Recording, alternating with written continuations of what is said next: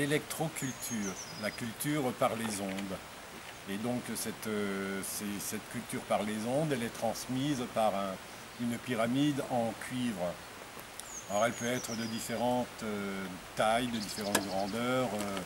Voilà. Le principe, c'est de capter les ondes, puisque nous sommes dans des courants d'ondes, et ces ondes-là, elles vont permettre aux légumes d'avoir un développement beaucoup plus important que par une culture traditionnelle. Alors normalement, d'après les explications de ceux qui ont déjà travaillé avec ça, il y a environ entre 50 et 80 plants de tomates, de pommes de terre. Alors qu'habituellement, on en a une dizaine. Le fameux bois que nous avons récupéré, un peu en bois énergie.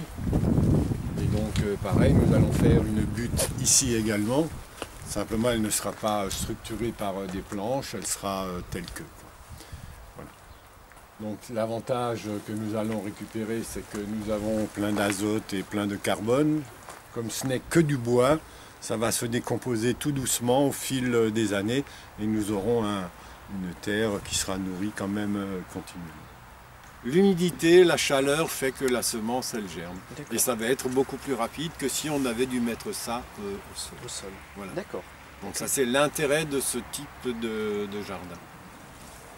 Également du marc à café. Parce que le marc à café, il a aussi la propriété d'être un engrais, d'une part, et d'autre part, d'éloigner un certain nombre d'insectes. Tel que le ver taupin, par exemple. Bon, ceux qui n'ont pas la connaissance, mais le ver taupin est quelque chose qui sectionne la racine de la salade quand elle est toute jeune, ce qui fait que voilà, on n'a plus de salade. Voilà.